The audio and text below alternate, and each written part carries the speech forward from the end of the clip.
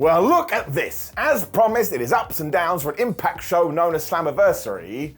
Now, please, for the love of everything, stop yelling at me on Twitter. Also, hello, my friends. Lovely to see you again. Do not forget that AEW Collision Ups and Downs is also live right now, so you can check that out. But we are turning to one of Impact's biggest pay-per-views, known as Slammiversary, which is a terrific name, because it is very sports entertainment. Let's up those downs. What an absolutely amazing way to start this show, too. Because we had an Ultimate X match. Because it was Kushida taking on Jake Something, who was a surprise, versus Kevin Knight, versus Speedball Mike Bailey, versus Jonathan Gresham, versus Alan Angels. And they were just like, hey, should we go out there and go absolutely crazy? And everyone else was like, yeah, man, I think we should go nuts. So they went out there and they were totally bonkers. Knight also saw the fact that Something had been entered this, and he was like, well, I'm just going to climb up Jake. This is why he's got a funny name. Because I also could have said that Knight climbed up something. And you'd be like, well, what was it? And I'd be like, it was something. And this would go on until everybody was dead. It then went really stupid because humans were being thrown into other humans, which is not a thing, when we got a quadruple drop kick. I don't think I've ever seen that before. It also led to Bailey and Gresham going, well, maybe we should team up with each other, which they did do, when Speedball just did this crazy moonsault off the top, and I was like, I cannot believe what I'm seeing. And given that it is a match where you have to get a flying X, then people were fighting on the ropes. It's hard enough to do this when you're on solid ground. How do they do it? Angels then ran up the thing and did a Spanish fly, and oh my gosh, I thought he landed right on his head. When Kushida looked left and looked right and was like, I don't think anybody is going after that letter. I'm gonna try and do it. And he got murked too. I mean, basically it happened because Alan did another mad dive when Mike Bailey somehow one-upped himself.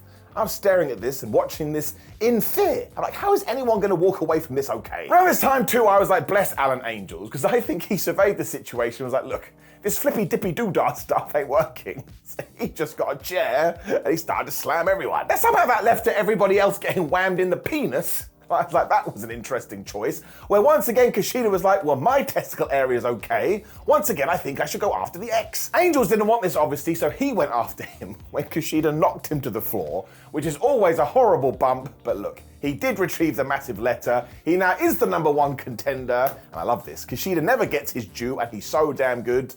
Although the whole pack, I've not done it justice at all. If you like crazy, oh my gosh, over-the-top pro wrestling, this will be for you. Bravo all round.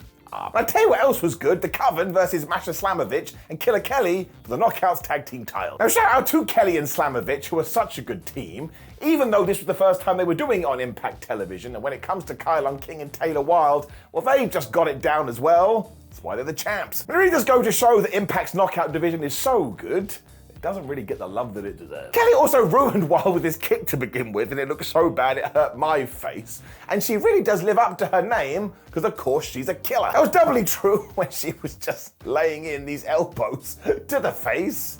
I mean, she must have thought there was gold in them brains. King soon got in there and she went at it with Masha, which is when Slammerfit just started booing her in the midsection. I was like, well, yeah, sure. It's a perfectly normal thing to do. Kelly then came back into it and she's such a beast, because Kylin was essentially hitting her in the face.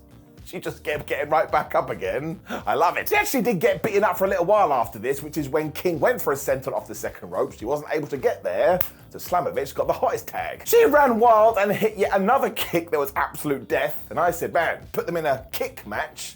I was like, that is the worst and most uncreative stipulation ever. We then got to the near falls, and I tell you, I wasn't 100% sure who was going to win, which is what you always want in a wrestling match. And when King missed the knees in the corner, all of a sudden, Slamovich and Kelly were going for their double powerbomb, but then Kylin was back. So all these people had multiple Phoenix downs. Wild then returned with the Witch's Wrath, but that only got a 2. But I massively respected what she did do next, because she was like, well, that is my finisher. Why don't I just go and hit it again?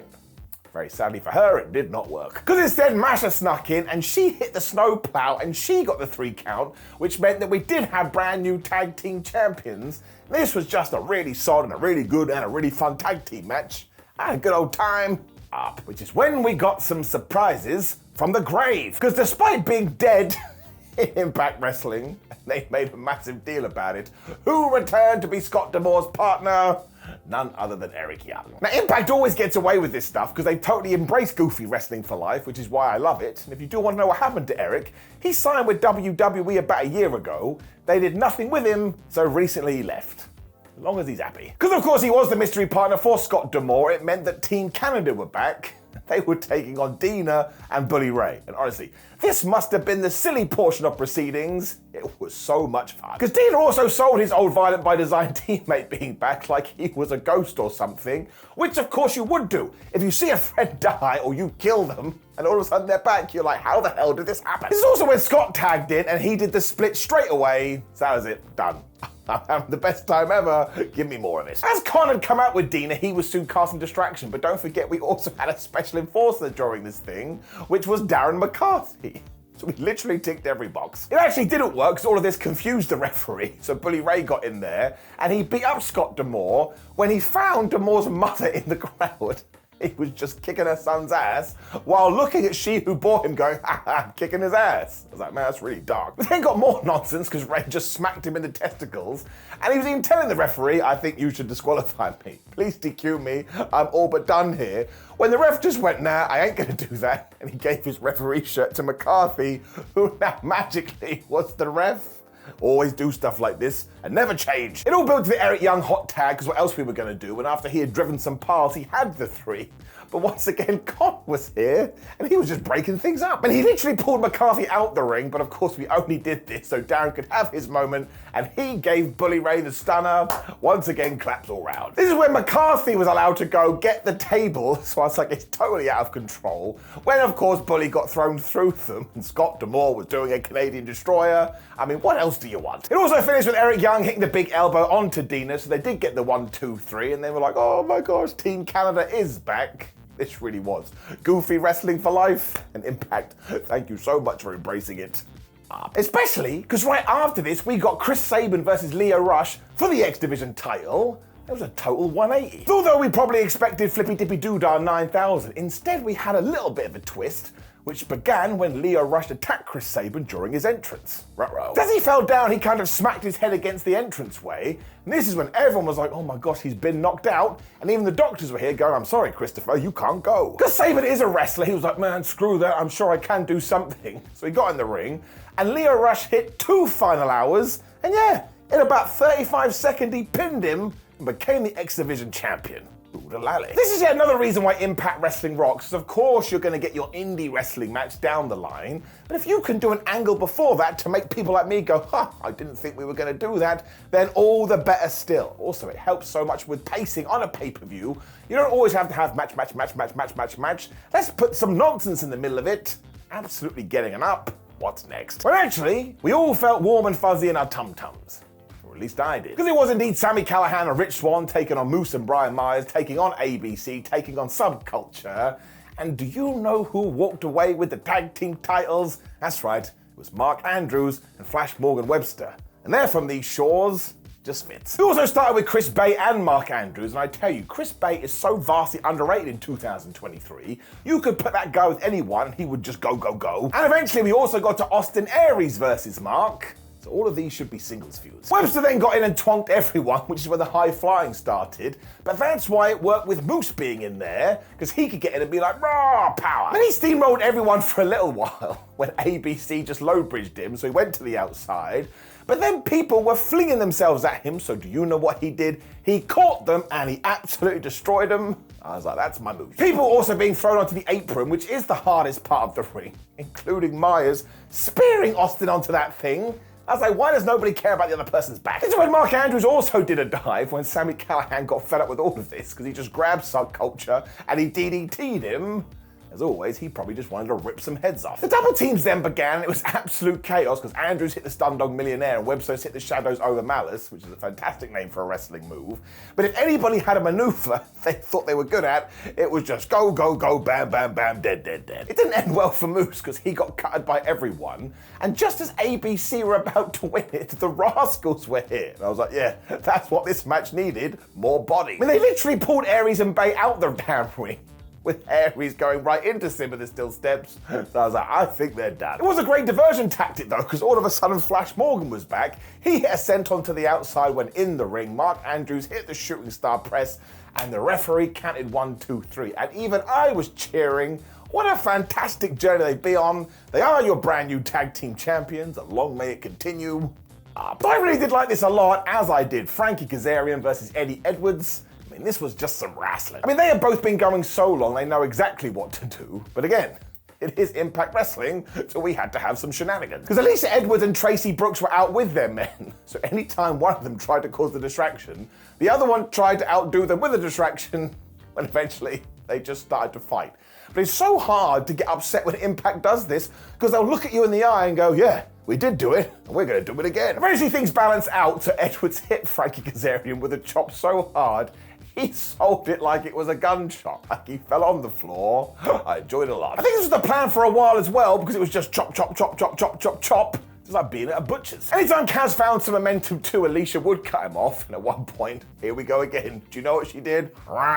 She raked his back. You already know what I'm going to say. Keep doing the 1980s moves. And then Eddie was able to hit this horrible looking dive because they both just squished into each other when he saw that Kazarian's son was at ringside, so he too was winding him up. If you're a wrestler, stop bringing your family to matches. We then got to the back and forth wrestling, and I swear these dudes could do it for days, and of course that ended with a big old superplex. When they were both going for their submissions, eventually they just head to the ropes and they fell over it, and once again they just fell on the floor, and I was crying because it just looked so horrible. As you've already figured out, the referee got knocked down at one point because yes, Impact Wrestling, and almost instantly Alicia had a kendo stick. It was like she was a robot, and this is how she'd been programmed. Tracy didn't feel the same, so they did begin to have a brawl, which is when Frankie Kazarian locked on the chicken wing, but you already know what happened here. There was no ref. He didn't see Edwards tap out. It doesn't count. And then the Kaz eventually had to go, oh, you absolute fool, would you get up? This is when Eddie got the kendo stick, smacked him with it, hit the Boston Knee Party,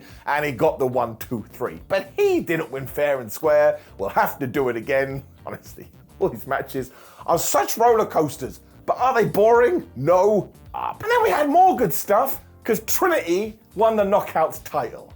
That just makes you feel good. It also meant we got her versus Deonna Purrazzo, which just proves in 2023, if you wish it enough and you manifest it enough, you can get any single match that you want. As we are talking about Deonna, there's another person that is massively underrated. I think she was a little bit worried too, because almost instantly she was going for arm bars, and this was her big plan, because anytime Trinity tried to fight back, she went after the limb again. This was also totally different to the kind of matches we have seen Trinity in before. It's almost like she is a very good pro wrestler, and she just needs the canvas to paint. Eventually that led her to smashing Deonna in the face with this big kick, and when she started loading up on clotheslines, she used her other arm. So I was well into this. We are planting those seeds when it comes to the story. Purrazzo was still able to bust her face and hit a moonsault for a 1-2-R, which is when it was WrestleMania time, because she got the Queen's Gambit.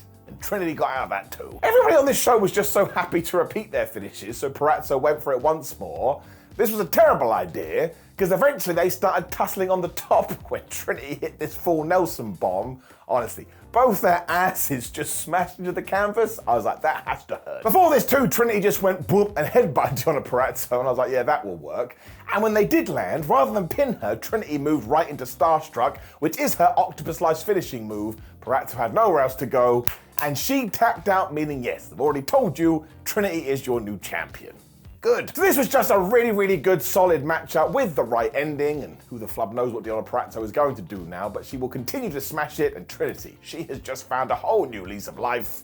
Just getting it up. Which fed right into our main event, which was Nick Aldis taking on Alex Shelley for the Impact World Championship. This was so damn smart. Because the whole shtick from point A has always been, oh, Alex Shelley is just a traditional champion, and Aldis has even been saying that in every single promo. So now, I was like, well, I'm sure Nick Aldis is going to win here, and I couldn't have been more wrong. Shelley was having none of this, though, because the first thing he did was just go, and he spat water into Aldis's face. And I was like, well, that's quite unhygienic. But he probably shouldn't have, because Aldis then powerbombed him off the top rope. I was like, dude, I think he's going to kill you. He also used that to become the mega asshole as he was kicking the crap out of this guy, and he too just caught Alex in midair at one point and crushed him into a ball. I mean, I don't mean it literally, but it did not look fun. We all know that Shelley rules though, which is why him winning the title is so damn cool. And eventually he started to work over Nick Aldis' leg, because he is the bigger man, and if he can't walk properly, well, you probably got a shot. Nick's plan was then to just throw Alex into reach of the ring post, but actually that backfired on him eventually, because Aldis went into it instead. Where Alex took Nick's hand, and he kind of tied it up in Tina the Turnbuckle, and started to twist it. I was like, man, that's like torture, and it's totally flubbed up. What am I doing? They continued to try and break his fingers because he was stomping on the hands. Like, man, he's totally lost it. When they got back to their fate, and they just punched each other in the face. Why not? There was this great sequence when Shelley hit the sliced bread number 2 and went right into the Border City stretch, but Nick obviously didn't want to lose, so all of a sudden he had the pin 1-2-no. He then also went for the clover leaf, so Shelley was like, oh, I don't want one of that, so he finally broke his fingers.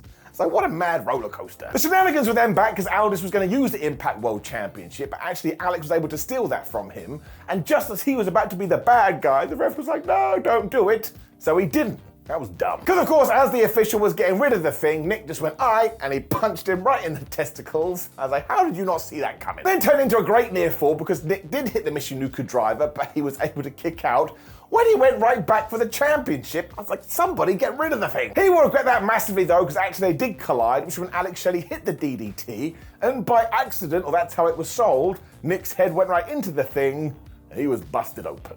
Whoops. It didn't mean the opening was there, so Shelley hit Shell Shock and he got the 1-2-3, and I was so pleasantly surprised. And what a creative finish, because on the next Impact taping, Nick can go, well, that wasn't very fair. I know I was cheating, but ultimately it was my face that got crushed. He also had a nice surprise finish, which is what you do want on a pay-per-view like this, because instantly Josh Alexander made his return, and he stared at Alex Shelley, which means it's serious. I don't know how he has recovered that quick. He's got John Cena Superman powers. I'm sure they'll get into it too, and there'll be at least one referee bump and a distraction. But look, in terms of a way to finish off Slammiversary, as I keep saying, it's just so much fun, and everybody involved here played their part. Giving it up. Which did indeed bring us to the end of the pay-per-view, and I will admit, I did think about maybe giving it down, because there were so many distractions, but it kind of went full circle. They did so many, I was laughing by the end of it. You cannot get mad at it. My catchphrase, giving it up. Now please do click the video on the screen, which will be ups and downs for AEW Collision, so you can get all your wrestling feedback in today. When you like the video, share the video and subscribe. Leave a comment below and let me know what you thought about Slammiversary. Then go to WhatCulture.com, where we'll keep you updated with all the fallout, and we're on social media at Simon316 and WhatCulture WWE. And there we go. I have watched 7 hours of wrestling today, but I can't complain. What a stupid job. Thank you for always supporting. Goodbye.